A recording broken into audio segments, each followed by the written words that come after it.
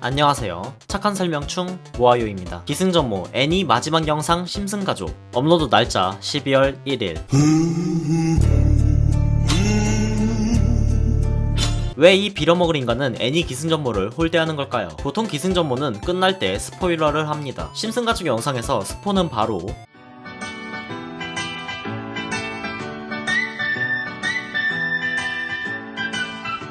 오늘의 주제가 이 무지개 이 조별과제 이 해달이라서 그렇죠. 아니 이 고급스러운 캐릭터가 어때서요? 들어보세요. 오랜 자료조사 끝에 이 주제에 대해 제가 내린 결론, 스크립트에 쓸 내용이 없다. 이거 완전 기승전모 일렌시아급이다. 그래서 미루다 이번에도 영상을 올리지 않으면 무려 여장을 한다는 압박을 스스로에게 부여하여 드디어 자료를 짜내어 영상을 만들게 됩니다. 영상에 쓸 내용이 없어서 만드는 것 자체가 대똥꼬쇼인 오늘의 기승전모 주제는 작가도 예상 못한 가성비 최강의 히트작, 원작이 의외로 상당히 철학적인 주제를 다루는 만화계의 스피노자, 디자인계를 뒤흔들어 놓은 그라데이션과 영혼의 듀오 보노보노, 지금 바로 시작합니다.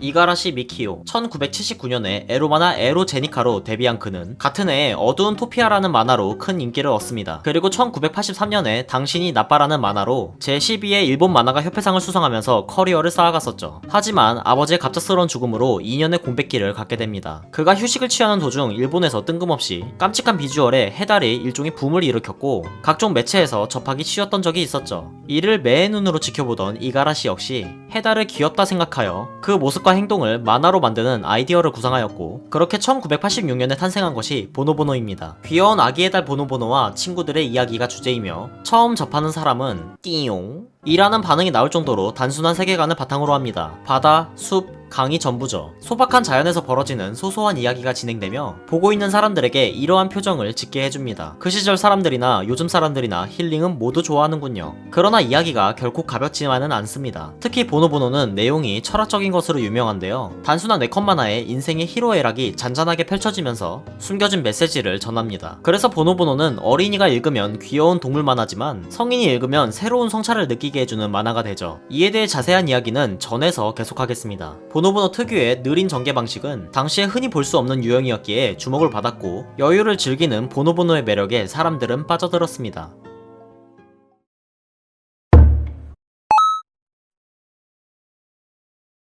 보노보노의 작가 이가라시는 작품의 성공을 전혀 예상하지 않은 채 연재를 하였고, 차기작 닌자 펭귄 만마루의 연재를 기획 중이었습니다. 한국어로는 닌자 펭귄 땡그리. 쉽게 말해 보노보노로 단타만 치고 빠질 생각이었던 것이죠. 보노보노가 처음 출간할 때 목표량을 20만 권으로 잡았었는데 이가라시는 이마저도 마음을 졸이면서 지켜보았다고 합니다. 하지만 목표량 20만 권은 보노보노에게 너무나도 낮은 수치였습니다. 가볍게 목표량을 돌파하였고 1988년에 코단샤 만화상 수상, 1993년에 애니화가 되기도 전에 극장판 개봉, 물론 엄청난 성공. 1995년에 마침내 애니화 성공. 일본 기준 높지도 낮지도 않은 수치인 평균 시청률 8% 기록. 일본에서 종영 후 얼마 안 되어 1996년에 한국의 투니버스에서 방영되었고 1998년 SBS 만화잔치, 2000년 KBS 동화나라 꿈동산에서 방영. 한국에서의 인지도를 바탕으로 2003년 두 번째 극장판 작품인 향기나무의 이야기가 일본과 한국 동시에 개봉하게 됩니다. 여담으로 한국의 보노보노 성우를 담당한 박은숙님의 더빙은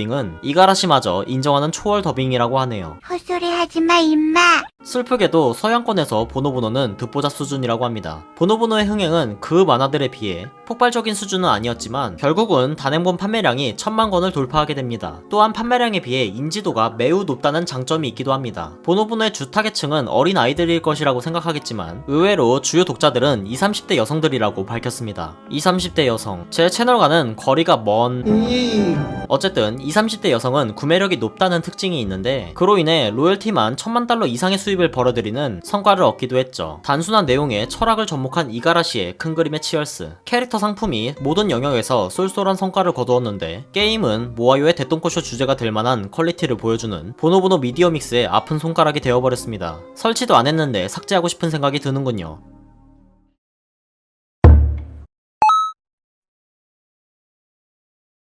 우리가 몰랐던 사실. 이거 완전 잼민TV 같은 제목 아니냐? 말넘심. 기이에서 언급했듯이 보노보노는 철학 냄새가 물씬 풍기는 작품입니다. 물론 라면 받침으로 쓰기 좋은 철학책 수준을 선보이는 건 아니죠. 이번 전에서는 한 에피소드에 철학적 적용에 대해 소개해보고자 합니다. 왜 뜬금없이 기승전모에서 이런 이야기를 하나요? 킹갑 보노보노는 하향세를 탄 적이 없었거든요. 게임 빼고. 보노보노의 첫 번째 에피소드입니다. 모두들 아시다시피 보노보노는 바닷가에 살고 있습니다. 그냥 아무데서나 둥둥 떠서 살고 있죠. 어느 날 보노보노는 자신을 제외한 모두가 집을 가지고 있는 걸 깨닫게 됩니다. 보노보노는 울면서 자기도 집을 갖고 싶다고 말하죠. 결국 보노보노는 비교적 똑똑한 야옹이 형에게 찾아가서 집을 원한다고 합니다. 그러자 야옹이 형은 보노보노가 밥 먹을 때도 바닷가에서, 잘 때도 바닷가에서 잔다는 것을 알고는 바다 전체가 너희 집이라고 말해줍니다. 와, 대단해. 집이라는 공간이 꼭 야외와 단절돼 있어야 하는 공간일 필요는 없죠. 사전적 정의의 집은 인간 및 생물의 보금자리로서 닫힌 공간이어야 한다는 말은 없습니다. 하지만 보노보노의 친구들의 집은 공통적으로 외부와 단절돼 있는 공간이다 보니 보노보노는 자신의 집이 없다고 생각하지만 본래 기능의 집은 이미 가지고 있다는 내용입니다.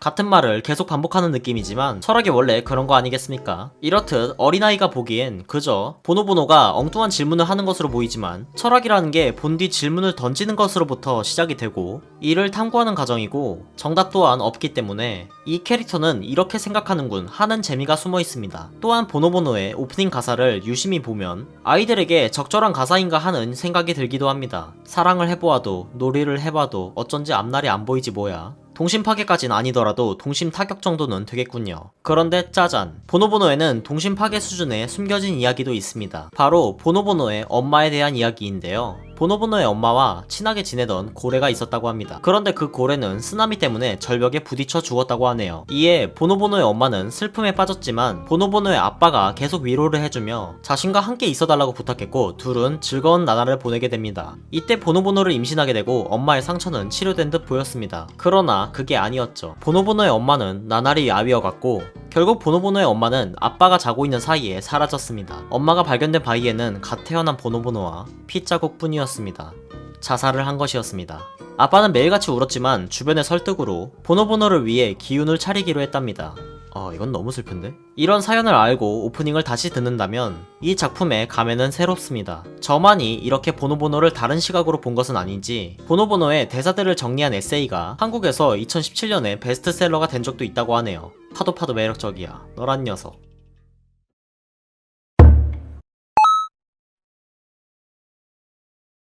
보노보노는 현재도 연재되고 있고 지금까지도 애니메이션 신작이 방영되고 있습니다. 작화가 약간 바뀌긴 했지만 입만 열면 느릿한 말투가 튀어나올 것 같은 건 변함이 없군요. 한국에서는 2016년 11월에 투니버스에서 새로운 에피소드의 방영이 시작되었습니다. 평균 시청률 3%를 기록하여 투니버스에서 상당히 높은 시청률을 기록한 작품이라고 하네요. 그것도 화요일 오후 9시라는 암흑 시간대에 말이죠. 일본 기준으로 보노보노는 2019년 4월 13일에 최종화가 방영된다고 합니다. 이 짤을 보고 그냥 있자니 입이 근질근질하군요. 2015년경 보노보노는 한국에서 영 좋지 않은 방향으로 유명해졌는데 일명 똑같은 보노보노라고 불리는 PPT 때문입니다. 저거 만든 사람은 당장 유튜브 채널 하나 파는 걸 추천드립니다. 보노보노TV. 현재는 그라데이션과 함께 보노보노는 극혐 디자인의 대명사가 되어버렸습니다. 감사합니다. 현재 저도 아주 잘 쓰고 있답니다. 작가인 이가라시의 인터뷰에 따르면 30년 넘게 보노보노를 롱런할 수 있었던 이유는 각오와 항상 신선한 기분으로 집필해왔기 때문이라고 합니다. 여러분도 삶에 지치셨다면 보노보노 같이 조금은 느리지만 조금은 다른 방향으로 왔던 길을 되돌아보는 건 어떨까요? 기승전모답지 않은 마무리 죄송합니다. 말해놓고도 부끄러워 이만 빤스런하겠습니다. 총총.